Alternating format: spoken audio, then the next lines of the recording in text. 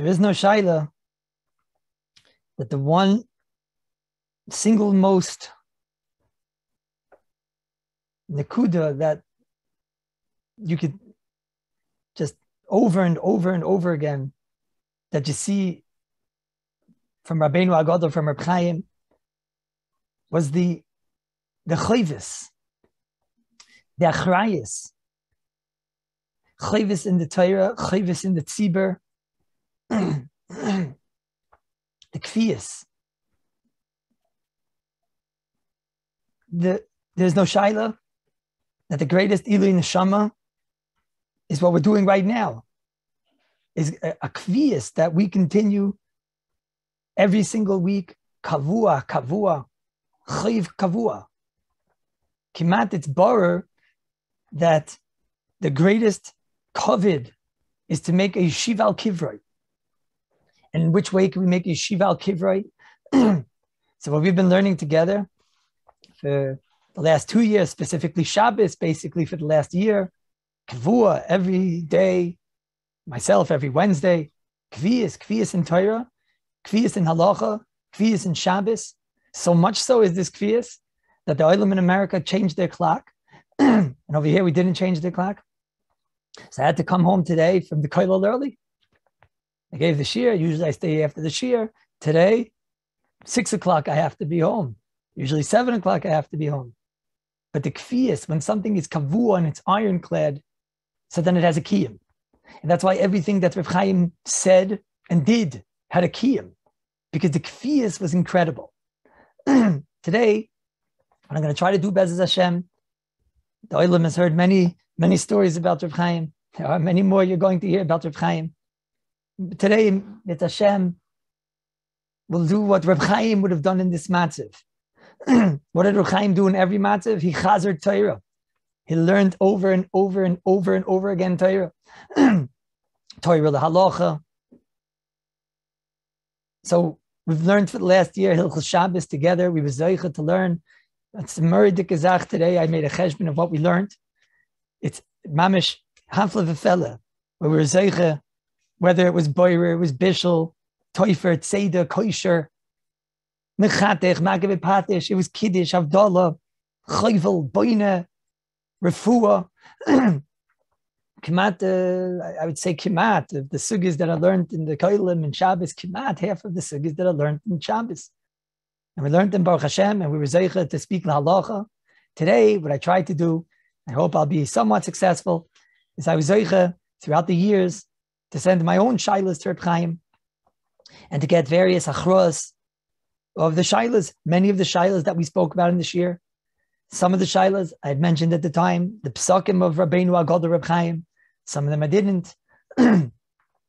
Some of them weren't psakim. Some of them were agreeing to the shverkeit of the shaila. So what I decided to do today was we'll use this as an opportunity to chazer. You can't chazer a year in 1 hour, that for sure not, especially not with such a chashav tzibur who mamish learned the sugya so good and so well with halacha. But what we could do is it'll remind us and it'll jog the memory. Different shailas throughout these 10 malachas or whatever was zeicha to today, different shailas that we had or maybe that we didn't have, but that we'll remember. And we'll see what Reb Chaim was machri on those shailas. Some of these shailas I had myself. Some of them I looked in different svarim today of shailas that I asked and how it was brought down that Reb Chaim answered. I'll try to keep it to the ones that I had, and specifically I'm trying to keep it to the shailas that came through our chabura, meaning what we learned together in the chabura and different shailas. I must tell you that the letters by Reb Chaim was Kodesh Kedoshim. Reb Chaim has a sefer called Derech Emunah, as everyone knows. And that's on Zroyim, and it's an absolute masterpiece, and it's a pashut work of art. People make a dreadful mistake. They say Reb Chaim had tremendous bekiyas, but Reb Chaim didn't learn be'iyin, all types of strange statements. You take a look at Derech Emunah, read the first page of Derech Emunah for about 5 minutes, and you'll see that statement has no validity. The incredible bekiyas, what was goyim, is an incredible amount of amkis. Read the Derech Emunah and the Bir Halachas over there. Anybody this year is learning Hilchos Shmita, maybe was introduced to Reb Chaim's sefer on Derech Emunah. It's a Mishnah Berurah on the Rambam, Kipshutai in Hilchos Zroyim. It's a work of art, Kipshutai. So where's Reb Chaim on Kodshim? So Chaim has a sefer called Derech Chachma, which graces the shelf over there. Maybe under the mess over there, you can find the Derech Hamuna. But the Derech Chachma of Chaim only has one volume.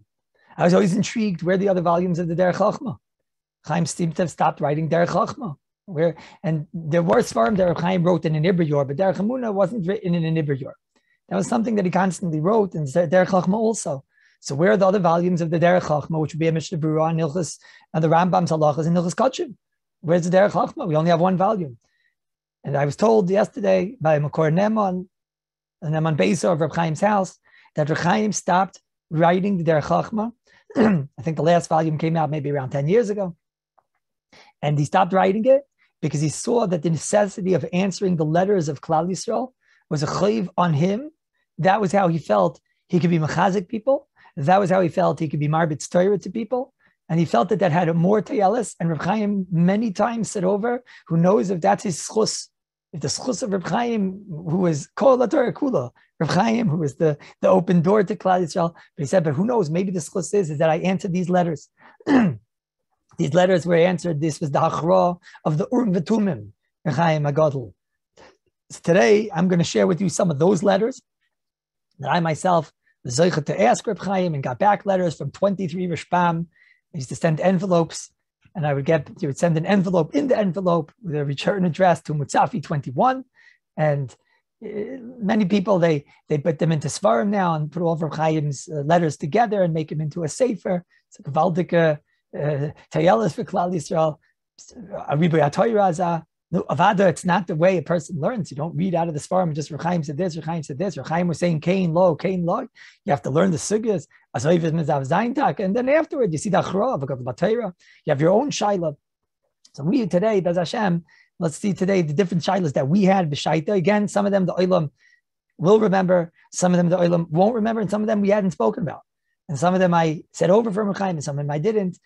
It's a lot. I don't know what we'll get through today. I amassed today about 130 shailas. I don't believe we'll get through all 130 of them, but whatever we get through is Kula Kaddish. There was a shaila we learned in Hilchos Kiddush and in Avdallah. We discussed the sugya of Chomer Medina, and in the sugya of Chomer Medina, if the Olam will remember, we discussed the shaila about what is Chomer Medina today. The way I sent the shaila to Rabbeinu Agadol was we could be mistapik. Let's say somebody doesn't have wine or grape juice today. But today, Lamaisa, there are other mashkayas out there, there's other drinks, there's beer, and there's natural juices that we spoke about. And we saw the big machlekes about these in Yanim. Do you have Chomer Medina today? What's the shayla? Maybe there's no Chomer Medina today because today we have wine. In the olden days, they didn't have wine, so then there was a parsha of Chomer Medina. There were specific drinks that the whole Welt drinks, like beer was constantly drunk by everybody. Today, who drinks beer? Today, you could say that even if a person drinks cola and Coke and these things, but who says that has a chshivas of a drink to be called Chomer Medina? These were the Tzvekas, and we done the Sugi b'Shaitai, and we have different studim b'Shaitai. This Shaila I asked Rav Chaim. The answer, Tshuva, Be'eretz Yisrael ein lanu Chomer Medina ve'ein lahavdil rak al yayin. That was the answer I got back. Unfortunately, I didn't ask. And what about in America? In America, is it any different than in Eretz Yisrael? Unfortunately, I don't have the answer to that question. And b'Shaitai, we did say that there are various studim to be machmer on the shaila and to only use grape juice or wine when it comes to making of dalah. That is what somebody should do. But if you have a Davidic situation, there would be a makom to be makel to make it on a natural juice or on a beer, what we spoke about back then. Also, there was another shaila that we spoke about back then. For those that remember, there was a shmua from the Medrash that he said in the Medrash, and the El Yerabah brings this Medrash, that Rabbi Elazar Agadol was maftiach many aftachas for somebody that's making havdalah on wine. And at the time we had a suffix, is it only on wine or is it even on grape juice? Do you get these aftachas if you also make kiddush, havdalah, l'chulei on wine, on grape juice, excuse me? And I asked the shaila, and we heard different shmuas of what Reb Chaim had said, and Reb Chaim answered back, Kain. Kain in Yiddish means one thing, but Kain over here means yes, the you'll have the same skula if you make kiddush and havdalah on wine, on grape juice, either one, you'll be zeicha to the same skula. So now you have another reason why, and I mentioned this then, that's another reason why, that even if Chamer Medina would work, it is always going to be kedai avada to making kiddush on grape juice and wine. As you realize, this is quite a controversial statement, because that means also kiddush during the daytime. Chaim's not just talking about kiddush at night. Chaim's talking even kiddush at day. So certainly, l'chatchila, and maybe Chaim even holds l'akev, at least in Eretz Yisrael, to only be making kiddush on wine and avdallah. I'll make one disclaimer. Today, I'm telling you the shittas of Rav Chaim. I'm not saying that all the poskim held like this. I'm not saying that all the rabbanim hold like this. And today we'll say over Lila Nishmasai, the psakim of Rav Chaim. So grape juice is wine, according to Rav Chaim? Come again? Grape juice. Grape juice, it happens to be in general. I gave one to Shir. I think this is before we learned Hilchos Shabbos. As a matter of fact, it might have been when the Agudah was in Eretz Yisrael. It could be it was in when we came to Eretz Yisrael. The Sugya de Kala, if I'm not mistaken, was why did I give on wine and whiskey? We had a Sugya maybe on the sherry kashrus. So I gave on the sherry cask and the wine, and the Akapanim afterward, when the Olam went back, I gave about grape juice. And Reb Chaim's taka, it's interesting. Reb Chaim at Sheet is not like his shver. Reb Elyashiv held that you could add nothing to grape juice. Once you add any water to grape juice, you're already ruining its ability to be called grape juice, and it loses the shame of Bari Priya Gofen. Reb Chaim held not like that. Reb Chaim held that it's the regular dinam of roiv, and you're allowed to add water to the grape juice, as long as the grape juice originally was 100% grape juice. But Reb Chaim got out that grape juice is wine. Some even for dalikaisis, yeah. Even for dalikaisis, you might have a different Indian mitzad the necessity of the fermentation, the alcohol, right? But it happens to be there. Chaim in the last year, and he was using grape juice for dalikaisis. Al tayid, not necessarily a raya to lechatchila. You know that for a fact. Okay, that's a ma'aser Rav. In the last year. So now, what I'll try to do in the malachas is I won't go in order of how we learned the malachas. Actually, I'll be going somewhat in a backwards order. But I'll follow the Seder of Shulchan Aruch of what we had done. We have not yet been zeicha to do muksa, and we didn't yet do bishul amir la'akum.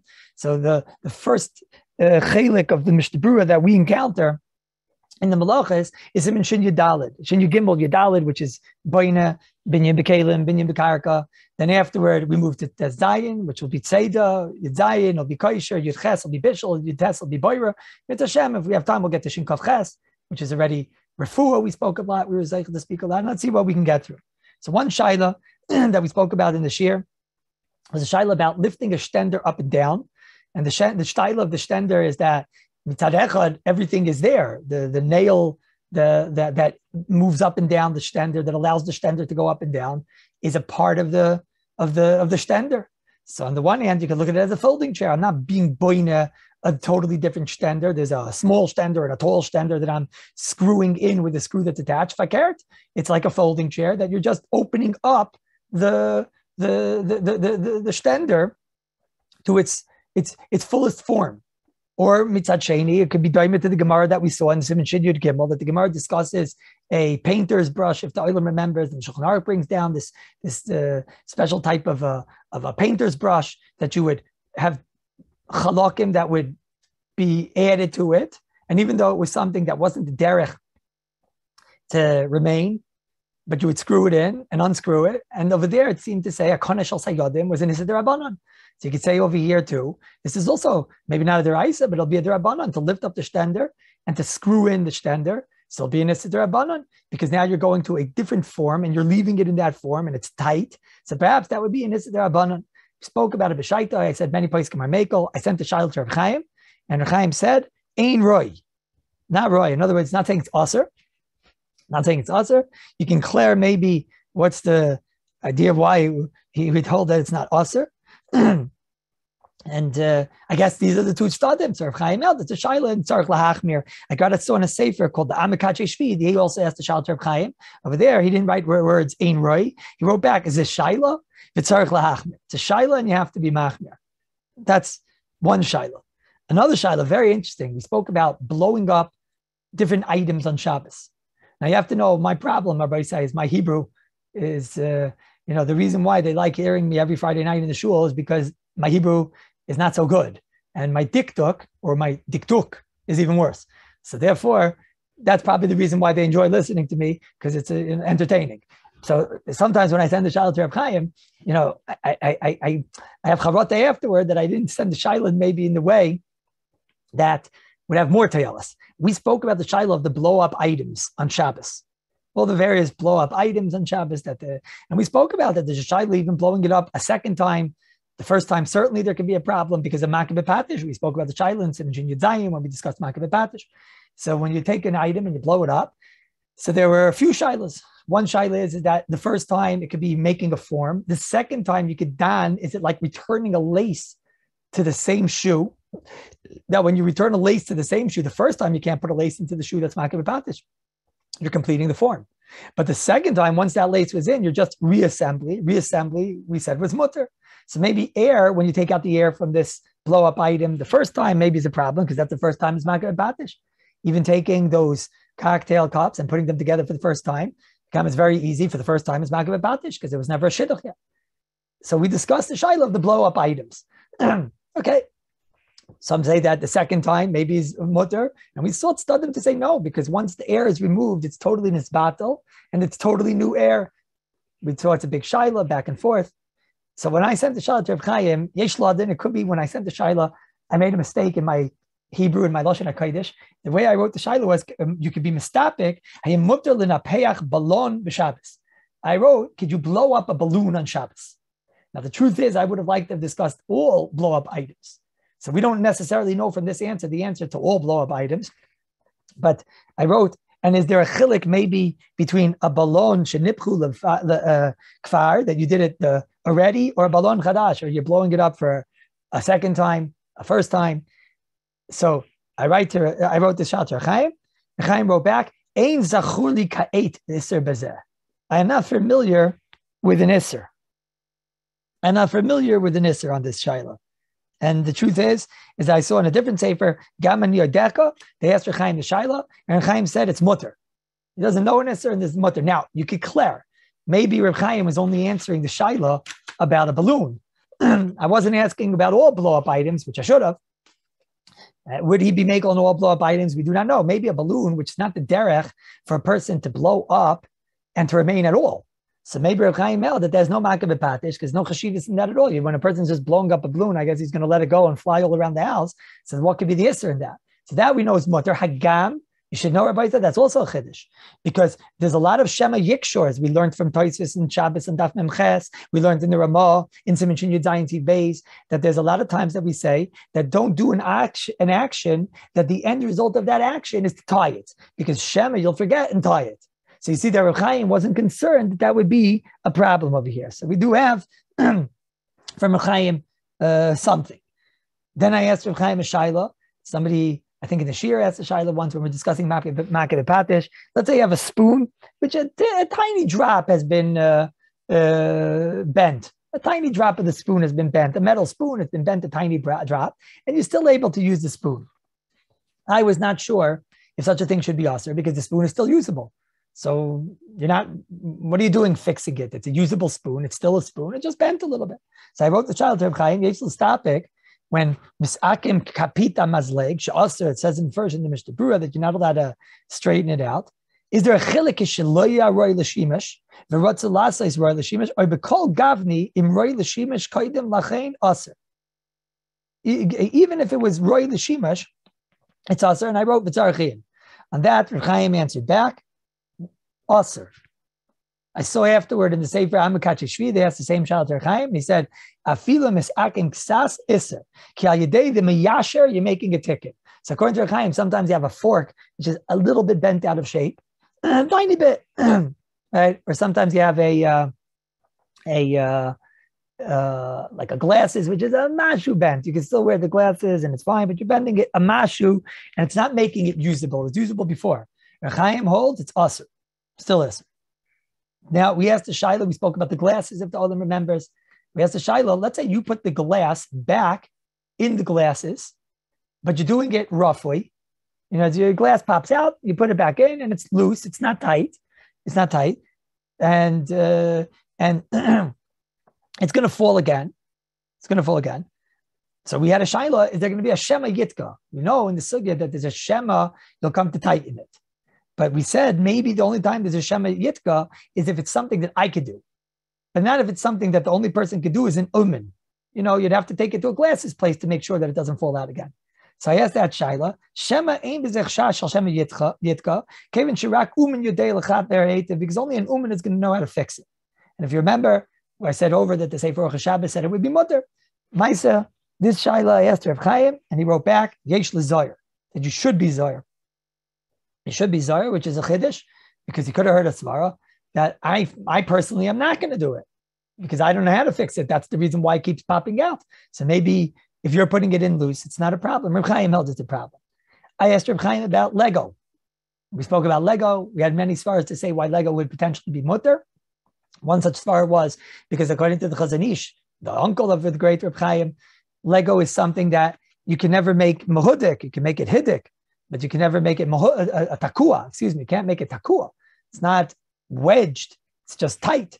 So the Chazon Ish has it's not like the Mishnah Berurah. The tight is not an isser at all. It's only a problem if it's tight that could be wedged, but not Lego. We had another svara that Lego, if it would be considered a oneness, then that would be called a broken Lego. So you see within the Lego that it's not something that's going to be a lasting chibur. Right? So Maisa, I asked the Shaila to Reb Chaim, and Chaim said, Toiv li zoyer. Now, I didn't ask him about children. Stam on children, there's a makom to be makel. Right? But I asked him just in general, and he wrote Toiv li zoyer, which, can hear in a zazach, that l'chara is a Toiv li zoyer, because it is a shtickle l'shayla. But akopanim, it was told to me afterward by one of his grandchildren that in the house of Reb Chaim, they didn't play with these toys on Shabbos. Okay, but he doesn't know if it's because of a chumrah, he doesn't know if it's mikra din, but even the children didn't play with these toys on Shabbos.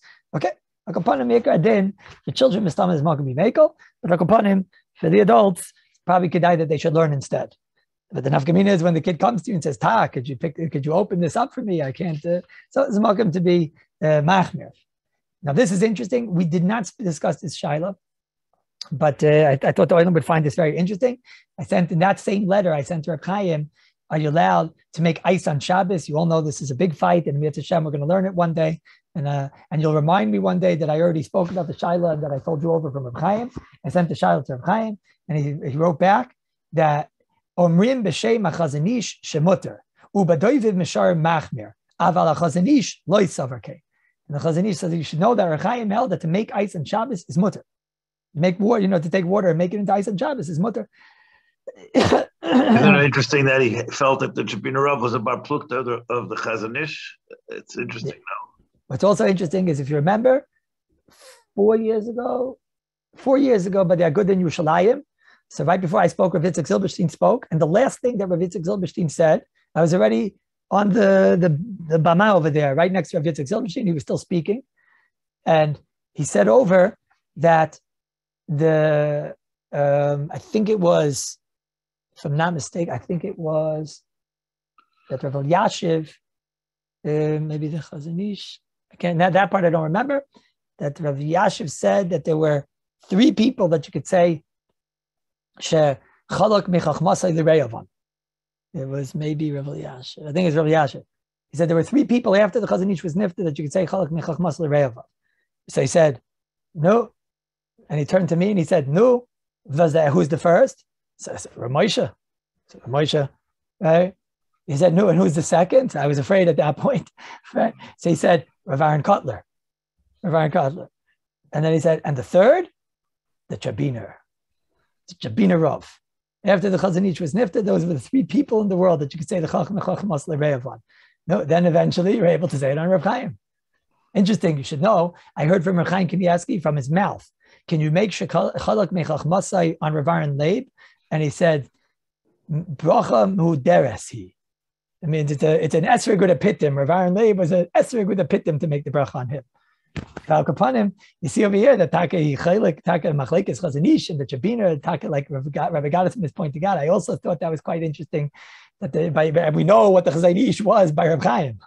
We know what the Chazon Ish was by Reb Chaim. So that Rabbi Yisai, I threw that in. That's an extra. Legabe, what we spoke about recently, opening packages on Shabbos.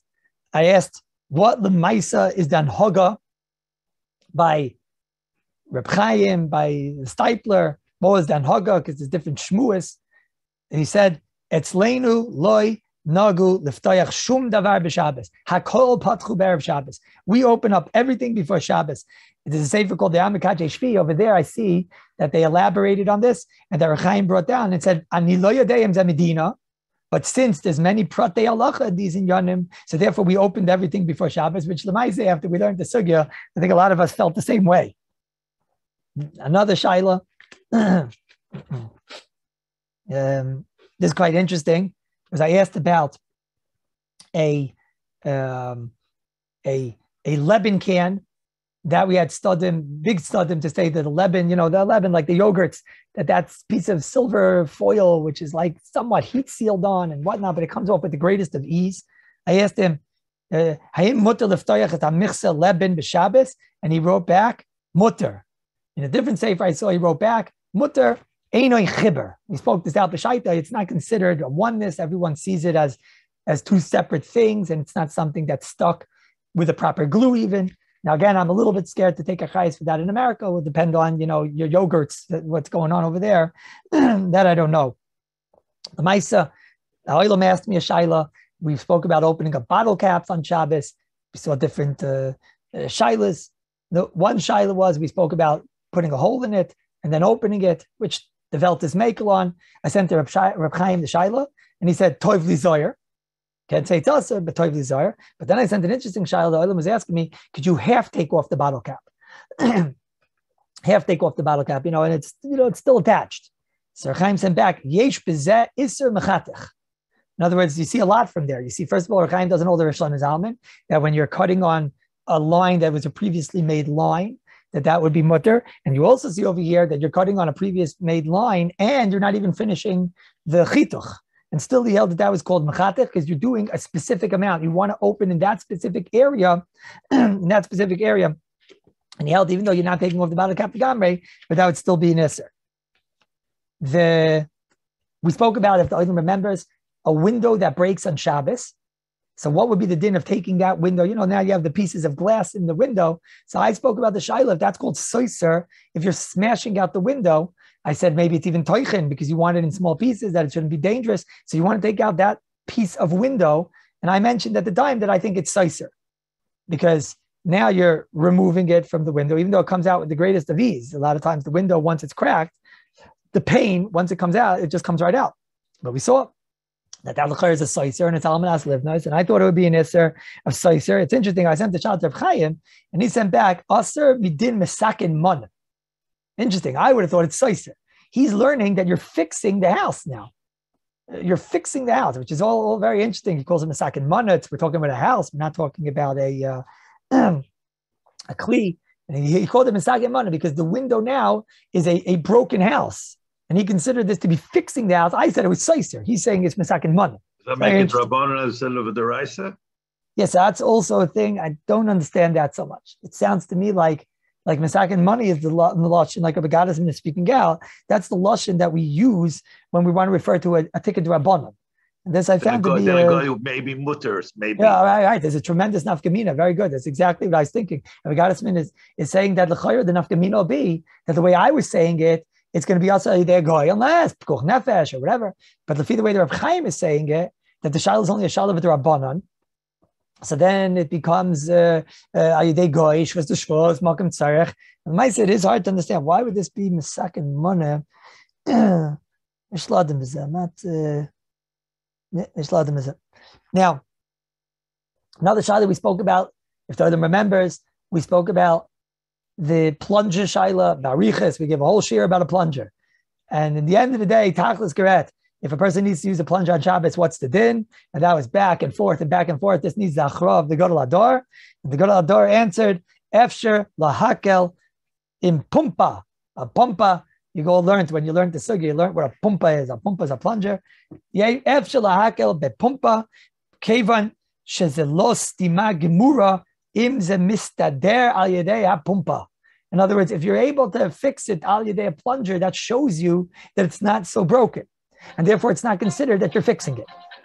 In other words, we'll consider the stima the blockage is obviously not considered something which is making this to be considered a broken item. That was Reb Chaim. So therefore, you could use your plunger, gesinnt hate. The next shilas we have here, I will skip the shilas. L'kfoida Reb Chaim. We had a lot of shilas about electricity. As you all know, that Reb Chaim and in Bnei Brak, electricity is a whole different shilah, and therefore I'm going to leave that shilah right now. Because over there, electricity is a total deraisa, and it's mamish a whole different sugya. So therefore, those shilas I will take a leave. But very interesting. I will tell you something very interesting. Is that a shaila was asked to Reb Chaim. I didn't ask this shaila, but I saw that in the Derech Sicha they asked the shaila to Reb Chaim that that Rav Nebenzahl, the Rav of the old city, the great Goyin Rav Nebenzahl, the great Tzaddik, he asked the shaila to Chaim Kanievsky in the Derech Sicha on page 278. He asked him a shaila that he davens every morning by the Kaisel Amaravi, and now they put up cameras in the old city, and now he would have to walk through this is probably a shaila written 20 years ago or something like that, because today the old city is in every single brick there's a camera. But Al Kapanim, he writes that now they put up cameras, and therefore maybe it's better that I don't go down and daven by the Kaisel, and I would just daven over here in the Rova Yudi. So should I not go to the Kaisel? So he has to shaila to Chaim Kanievsky. So what does Rav Nebenzahl do when he has a shaila? Rav Nebenzahl, the Gadol Batayra that himself was called a Torah Kula, that was the Chavruza Rishonim Zalman Orbach. So what does a person like that do when he has a shaila? So he sent the shaila to Chaim Kanievsky. So Chaim wrote back that it's F Shalakal, you could be Mekel, because it's a psikreisha delay nichalei. Sugis that we learned. So psikreisha delay nichalei, b'shas atchak, we're Mekel on. So therefore he says over here, it's Vadai nichalei, and therefore it's Mokum to be Mekel. So the next shaila, why do you have to go to the Kaisel? Why do you have to go there? So the next shaila that Rav Nebenzahl asked him is he asked him, no, the Maisa, why is that a tzarich mitzvah, right? Maybe taka, it's not the biggest tzarich, right? He has a minion somewhere else, so maybe it's not the biggest tzarich. So Rav Chaim Kanievsky answered back, Gam tefila ba Kaisel maravi nechshav tzarich mitzvah shemuter. So it's a psikreisha le'nichalei b'makim mitzvah. That's very interesting, that Pesach, because recently I gave a shir about Hadlakas Neiris. And in the shir that I gave about Hadlakas Neiris, I mentioned that Rav Elyashiv and Kedur Rav Shlomo Zalman held that you all know that there's a t'nai that one can make when he doesn't want to accept Shabbos. So the lady can make a t'nai that she's lighting the Neiris and she's not accepting Shabbos with that, with the Hadlaka. So you all know that we don't just stam makel on the t'nai. We only makel on the t'nai if there's a tzarech, a tzarech mitzvah, something big, a husband and wife and the children, they have to go to Babi and Zaidi for Friday night or whatever. So then, it's an hour walk and it's going to be too difficult. So then we're going to be makel. That's mitzvahs keep it aveim and etc. So we're going to be makel that she could light the candles and she'll make a t'nai and she won't accept Shabbos. Or, some say in that case, it's better that even if she's made it tonight, but still not to try to do malacha, so the husband will open up the door. I think anyways, the husband should open up the door. Ask for everything Kallus. I don't think I ever didn't open up the door for her. But you open up the door and she'll go in and she'll sit like a queen or whatever. Okay. So I made in the shir, I made a comment that Rav Elyashiv and Rav Shlomo Zalman held not like this. That Rav Elyashiv and Shlomo Zalman held that Avada you can make it tonight, but it has to be a tzarech mitzvah. And their example of what's not a tzarech mitzvah is that on a Friday night, if someone wants to go to the Kaisel, they said for that it's not enough. You could daven at home, and what's the necessity to go to the Kaisel? And therefore, you can't make a t'nai to not accept Shabbos for the necessity of going to the Kaisel, which a lot of people do. So I mentioned that Rav Shlomo Zalman and Rav Elyashiv held you can't. And I said, look, you have to know, maybe Rav Shlomo Zalman and Rav Elyashiv we're talking about for somebody that doesn't live in Eretz Yisrael. You live in Yerushalayim all the time. So then for such a person, no. But for somebody that doesn't live in Eretz Yisrael, Yerushalayim and whatnot, and they come once a year to Eretz Yisrael or twice a year, and this is the mamish a big chizik for them to go to the Kaisel, etc. So then you can't say, maybe you can't say that going to the Kaisel is not considered a tzarech mitzvah. The guy governor, they'd be allowed to make a t'nai that they don't accept Shabbos. And I said in the shir, I remember that there's Chaim Kanievsky something about this. I don't remember what, where, when, but that was it. And today I found that this Reb Chaim Kanievsky, the letter that Rav Nebenzahl, so sein Gesund, received from Rav Chaim Kanievsky that davening nates by the kaisel, even though he had a different nates minion, was considered enough of a mitzvah that even warrants being over It's mitzvah going to the kaisel. So you see, going to the kaisel has that chashivas. Like it's over that chashivas. So then we could start too. Also, who had over here? If a person wants to go to the kaisel on a Friday night and they want to therefore not accept Shabbos with their adlaka, zicha, there's a makom to be makel that they could use the tnai. I'm not saying zicha because it's a machlekes Rosh Hashanah. I'm saying Zalfira Chaim Kanievsky zicha, there's a makom to be makel to make the tnai and to not accept Shabbos with the adlaka. In the malacha of Tzeda, we spoke about Derech Agav, Reb Chaim Kaidua. There was a story that Reb Chaim said about himself that for 1 year he wasn't the chazan in the shul on Shabbos because there was a person that had a hearing aid, and he was afraid that being a chazan is a problem because they him, especially if you learn like the Chazanish. According to Shlomo Zalman, you're not adding anything in the electricity, but in Bnei Brak they hold not like this. So he wasn't the chazan because he was afraid that he's causing this person to hear and amplify in his hearing aid. And then his shvager, Shal Barzim Zichron Levracha, the Stipler Zaydim, right? Tying it was mutter because it is cheshbon. That's a psikresha, the lay nichalei b'makom mitzvah. But the Chaim said, yeah, but that only helps if I'm the chazan. Okay, so that he was the chazan. But to speak straight to the guy Chaim held, it would still be a problem. So Rosh Hashanah has a kula for that case, and it's taker a Ztvk. But I did not say that Rav Chaim was the chazan every Shabbos. No, I'm just saying in general, he would not be the chazan on Shabbos because of this issue. Now the Gabbai Tzeda. But he did that for yard. He did have the Shabbos for Staples yard site, and the Chazdish's yard site that he did. That he did. But once a year, so it wasn't. Yeah. Now the Gabbai Tzeda we learned, I think in the beginning of this man, if I'm not mistaken, right? So we had a shaila over there about closing a garbage bag that you're not sure if there were flies inside that garbage bag or not. You weren't sure, are there flies in there, not flies in there. So you just close the garbage bag, not tying with a knot, but it's time to close the garbage bag. And there's a suffix that perhaps there are flies in there. You have to look beforehand. You have to worry beforehand. We saw a big shaila about that. Chaim sent back, the answer is mutter. What's the cheshbon based on? There were those that wanted to be machmer. It was based on, say, suffix, psikresha, and suffix psikresha on the rabbanon because it's a name b'mina nitzayid, so that we were makel on if the olam remembers. Another big shaila that we had was about the ants. I don't mean uncles, Rabbi. I mean ants, little ants, nimalim. On Shabbos, is there an iser tzeda on Shabbos of nimalim? We saw Rosh Hashanah wanted to say it's mutter. We saw Rav Yashiv wanted to say it's asagomer, right? And I sent the shaila to Rav Chaim, and Chaim said ein chiyuv. No chiyuv. In other words, what is the shaila? Shaila, slow-moving animals, is it considered seder deraisa or not? Slow out could be answers anyways. A name b'mina nitzad, it's derabanan. But he meant in conceptual, a slow-moving item. Rav Chaim held is not a chiyuv. It does sound like from Rav Chaim, not like Rosh Hashanah. It sounds like, I think we mentioned from his first cousin, from Rav Nissim, Zechron Levracha, such a tzad, that it's not deraisa, but it'll at least be a derabanan. A slow-moving creature will, yes, be included in say that at least derabanan. Nafkamin is that if you have other kulas, sekreshas, lenichales, and whatnot, other kulas would certainly be a factor.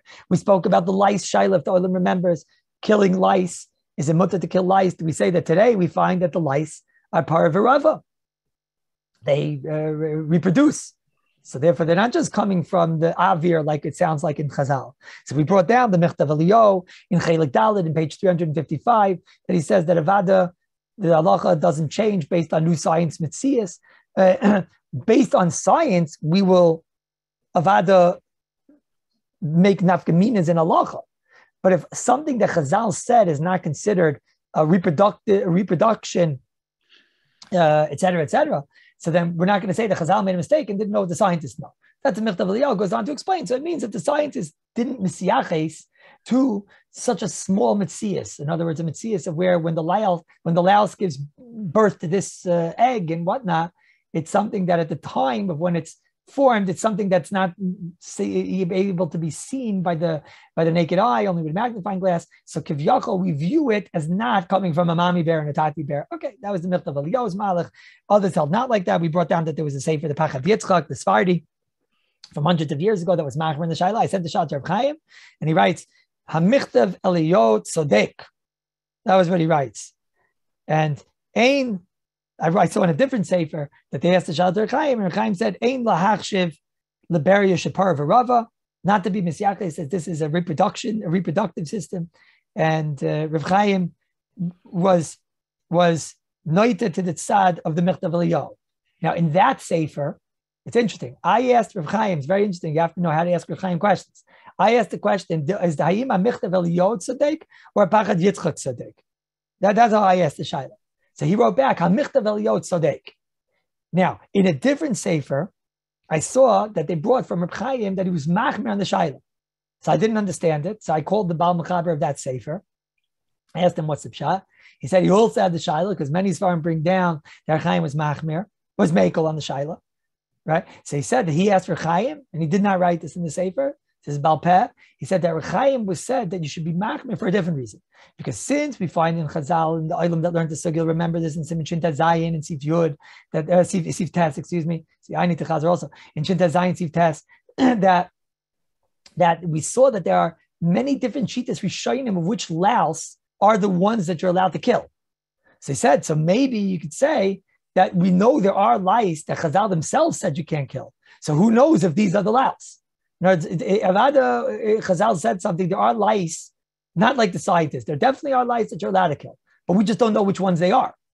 So therefore, Chaim said you should be machmer on all lice. At the time, we learned it's only a drabanan, and the makam tzarvish child, there was a makam to be makel to spray the child's head or whatnot. Obviously, you can't use the comb because it would rip out hairs.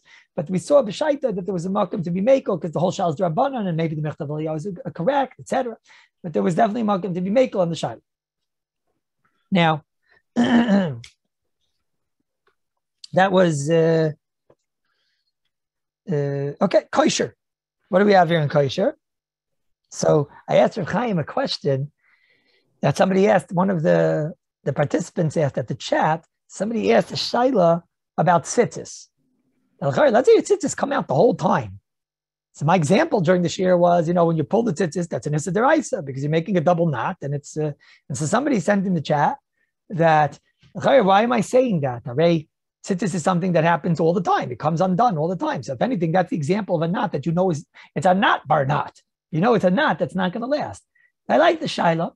I sent the shaila to Chaim. Again, I'm not happy the way I sent the shaila. And, now in hindsight, but I wrote, yesh l'stapik kisha kesher b'tzitzis nase rafu.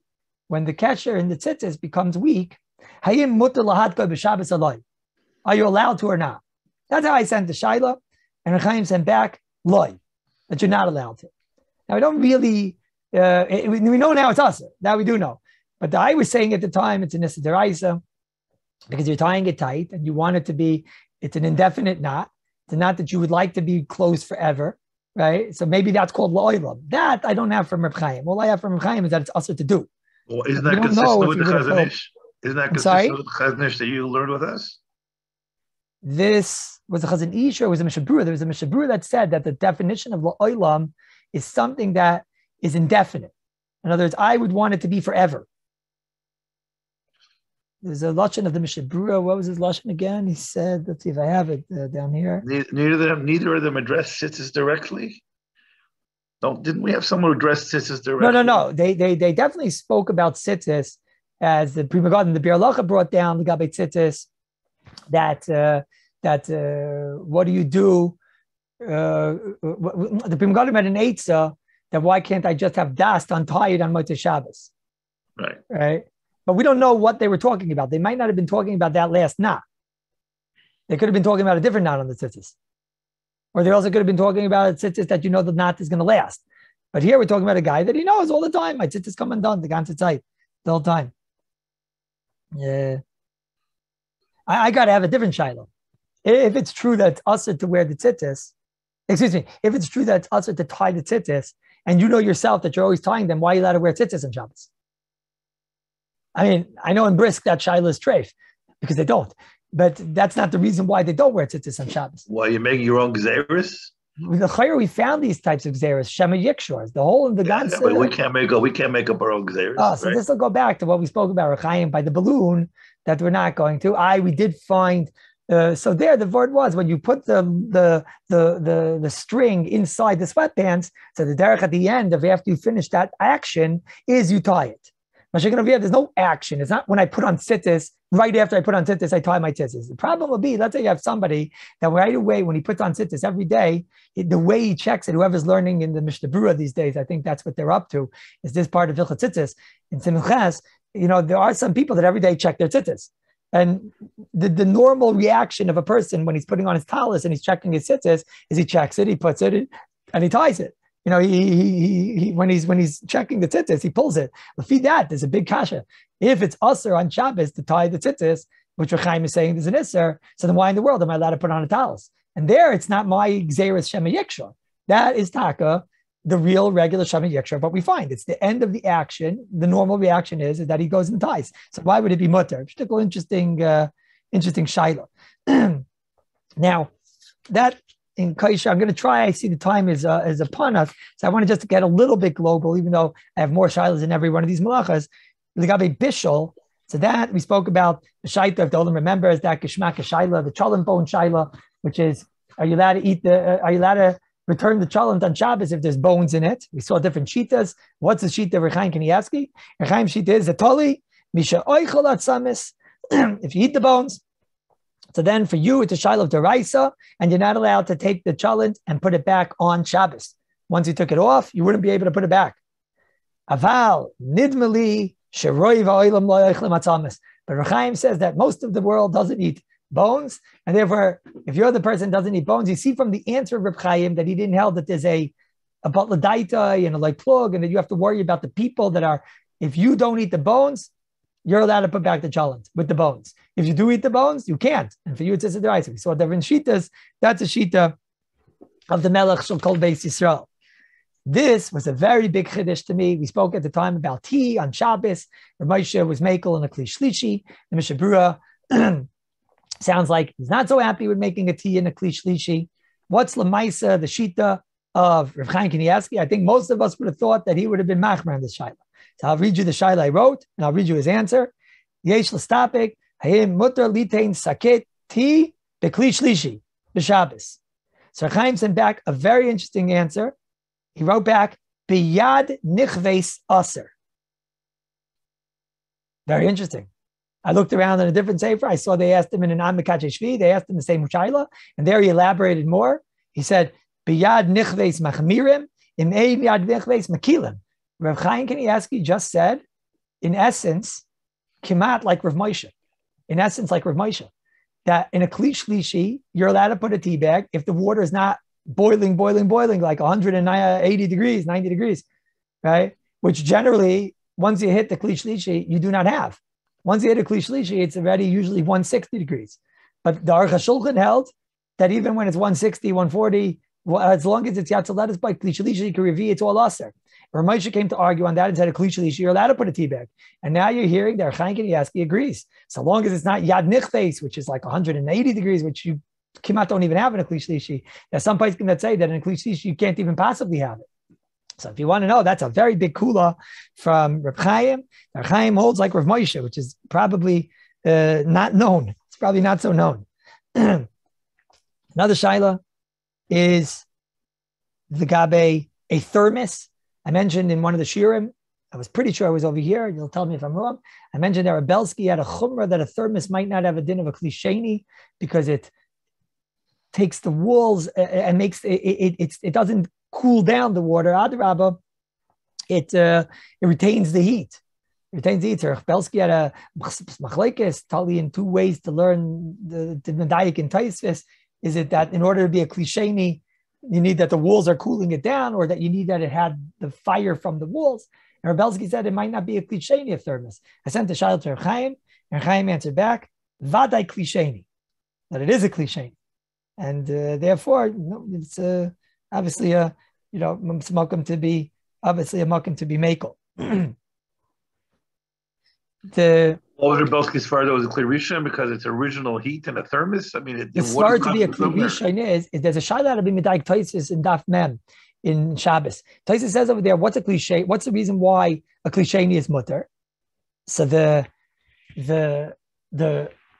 Taisis says because the only reason why something has a status of a kli rishon that could be mevashel is because those walls were mischamim on the eish. Those walls were heated up by the fire. So it would sound like in Taisvis that in order to be a kli sheni, it's enough that your walls weren't heated up on the fire. But then Taisvis goes on to say, and Mashain came by kli sheni, the doifin is makara. The walls cool it down. So now it sounds like, no, the Nakud is not that the wall was necessarily on the fire. It sounds like as long as the wall is not cooling it down. The nafkamina is iroi. Iroi is something that you don't have the water being continuously heated from the fire walls. It's a chain, you don't have anything cooling it down because it's an iroi, it's coming out. And the nafkamina will be maybe the shaila of a thermos, because it's not the walls that were heated on the fire, but mitzad sheni, it's also not getting cooled down from the walls. Now the emes is, some say that a thermos is no shaila because it's epis mashu is cooling down, so you could be koifer on the whole entire shaila. But Rebelsky Zichron of the Vracha was machmir to say. They say in a thermos, they say maybe in a styrofoam cup, and you see that Rav Chaim was makel on this shot. I think the Velt the mice is makel on the shot. Now, another shaila that we asked was on a plastic cup. Once I mentioned Rebelsky at the time. I mentioned Rebelsky had another chumrah that he didn't, that you could put boiling hot water in a plastic cup, because putting boiling hot water in a plastic cup might be a shaila bishul. You're softening something that was hard. You're making it soft. And he wrote back, Rav Chaim, on this shaila, ein iser, ein zebishul. Right? There's no chshivas to it at all. And therefore, he doesn't write it's because psikreishal nichli, right? It's ein zebishul. Whereas bishul doesn't just mean taking something hard to soft. It means taking something that we're misyachis to, that went from hard to soft. What the Gemara is talking about are things that we have a certain value. There's a reason for the hardening to the softening that we're misyachis to. Metal, in a cup, metal, smelting of metal. Right. Basically. Now,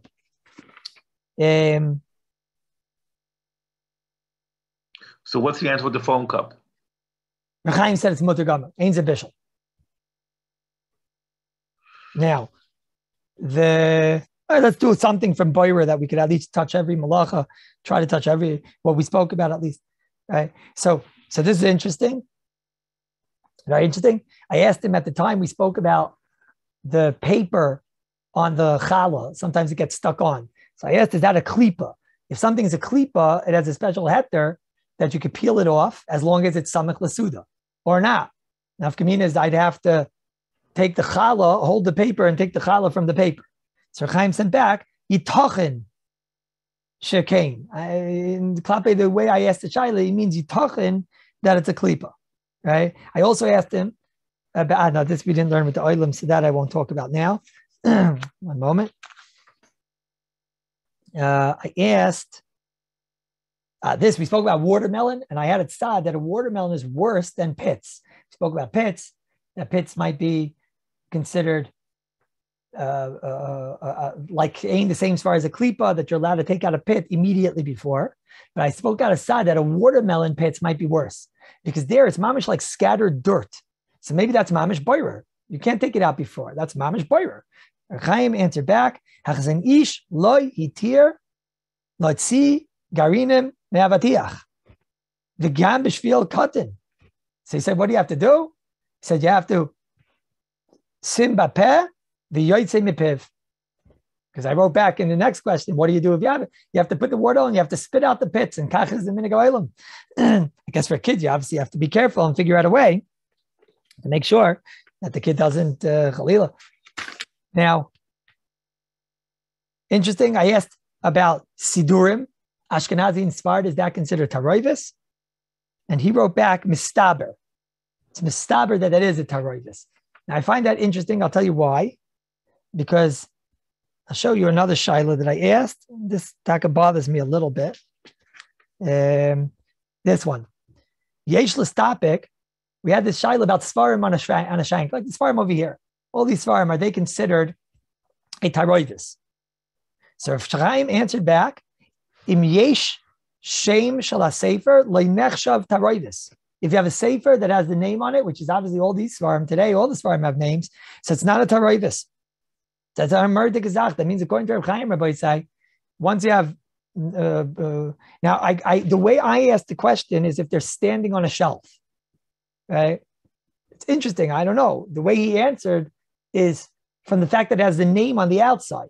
I wonder if that itself makes the identity, and each one is separate. And Reb Chaim held that it's not a problem of a taroivis. And then he asked the Shaila. Sorry. Then I saw in another sefer he asked Reb Chaim a Shaila in the Amikate Shvi on page 218. They asked Reb Chaim that, let's say you have a sefer and the name is crossed out, but the owner of the sefer, Reb Chaim Kanievsky, he knows which sefer is which. So is that a problem with Bayer? Reb Chaim said, this is unbelievable. Imhu makir zalot taroivis. That's unbelievable, that it's subjective. If he knows which sefer is which, it's not a taroivis. It's a big chiddush, because for somebody, it's a murdik chiddush. That means for one person, it's going to be a taroivis, because for him, it's a mixture. And for a different person, it's not going to be a taroivis. It's an unbelievable chiddush, that Rabbi say. So now, of all the things I said today, that might be maybe the absolute biggest chiddush. Absolute biggest chiddush. In the inyanim of pikuach nefesh and chadoime. So we spoke, if the item remembers, are you allowed to wear a bite plate on Shabbos? There were shilas of Makav Patish, of Refuah. Chaim wrote back, interesting, Kimduma minig lahakel. I guess he has grandchildren that were wearing bite plates around them and retainers around them. So he said the minig is to be makel. This was a very interesting shaila that I asked at the time when it was Negeya, the Chalila, Le'aleinu, when the matzav of the Magefa, when Corona was being mishtoilel. So I asked the Shaila, and I saw in a different sefer, they asked the Shaila stronger than me, so I'll ask it the way they asked the Shaila, which is, let's say you have two chaylim, and one of them is, if both of them are pekuach nefesh, and you can only save one of them. One of them, you'll have to do chilul Shabbos to save, and one you won't have to do chilul Shabbos to save. Is that a reason to be madif, to prefer to save the one that you won't have to do chilul Shabbos? In other words, the shaila is chilul Shabbos tchuya or hutra? Because if chilul Shabbos is tchuya, so I have in front of me two people to save, I can only save one of them anyways, so why not save the one that I won't have to do chilul Shabbos for? That's if chilul Shabbos is tchuya. But if chilul Shabbos is hutra, this is one of the nafkaminas that we spoke out. If chilul Shabbos is hutra, so then there's absolutely no difference, because there's no Shabbos when it comes to pikuach nefesh. So I sent the Shaila to Chaim, and he sent back ein adifut, which means that there's no preference. Does that mean that Chaim is learning that chilul Shabbos is a hutra on Shabbos? I don't know. I didn't ask the question with the longest. That's a very big global statement to derive from this one psak, right? Yeah, that's too scary. Exactly. I agree with that, and I thought the Olam would very much enjoy that Shaila. It's a very, very interesting Shaila. Very interesting Shaila. Another interesting shaila that we had was that, let's say the chayla on Shabbos is it gets better. Chalil is nifter, but let's say it gets better, and you put on the cholent for the chayla. You had a right to put on the cholent. We spoke about this type of idea in Shin Yud Ches and Tiv Beis, and we spoke about Rabbi Shur. So you put the cholent on for the chayla, and now he got better, or Chalila the other way. So now, are you mechuyev to take off that cholent? It's related to Shiloh. In other words, when I did it, it was hutra, or I put on the cholent. At the time when I put on the cholent, it was mutter gomer. Then they tell you that the chayla nebuch, he was nifter. They tell you the chayla is better. He doesn't need the cholent. So then, do I take off the cholent now from the fire and not let it cook? In other words, I guess that we say that it's hutra, it's same type of a thing. I did the mice already. When I did the mice, it's hutra. But here is different. Right? No, it doesn't go into the Shiloh of when how Bishul works, the beginning or the end. The mice malach is putting it on the fire. Right. So that's why from here you might not have a raya, because here the mice didn't have any bishul at all yet, and he wrote back chayiv lahayrid, and you do have to remove it. But that's what I'm saying. There is no raya in Chanami. There isn't a raya. Oh wow! I didn't see what time it is. Oh, okay. So we only did, I think, 46 psakim. I mean, isn't that the classical shaila in the Achronim of the Achronim madam the shaila? All the Polish Achronim, the Nezer and the kav the kashesa, that you have to take it down. What the mechayiv is to putting it on or the cooking. Right. The chayra here, right. The chayra, everyone would agree. Could be everyone would agree over here though, because Shabbos was lit and lit chayis yet. So now you're still before the Maisa. Everyone will agree, no matter how you would learn in that Shaila. But I'll tell you, see, Rabbi say, right? We definitely did what Rav Chaim wants, which is the chazer and the chazer and the chazer and the chazer, right? And this was Mamish. Rav Chaim held this was his ganzes chus kiyum, not the ganzes chayves. The chus kiyum was answering the shilas of Klal Yisrael. That's what the Melech held. That the chus kiyum was answering the shilas of Klal Yisrael. So the Maisa, I hope you were nana. Halavai, this will be a groise ili nishmasai. The ikar ili nishmasai is the chayva that we constantly have over here. It's married the kazach what the Aguda has here every day. Chayv. The Olam asked me today by the Kailal, no, Rebbe, I mean, we come first. Right? I left early today. We come first. I told him, no, there's a kfiyas. The kfiyas comes before everything in the world. The kfiyas. It's a kfiyas, a half of the kazach. Halavai l'bi l'nishmasai. Okay, HaRav, we were very, very nisala to have this share with sad that it arose in this situation, and it was on Heron, Shiris Tavis, and we should be zeich to be Moraim in the Shama of Rabbeina's Kosiyag. Okay, Reb, next week the Rav will be speaking about Inyanei Afiyas Matzah. As Hashem. Okay, yes, okay. Thanks everybody. We'll do a Chazar here tonight at 8:00. And tomorrow at 11, we'll be back to Matzah to hear the also incredible show. You can hear two of our young stars, one after the other. Alman Yisrael, Baruch Hashem. You can hear Rabbi Katz tomorrow. He's terrific. Always on the lookout for the budding superstars. And in Torah. We'll see you tonight at 8 and tomorrow at 11. Yeah,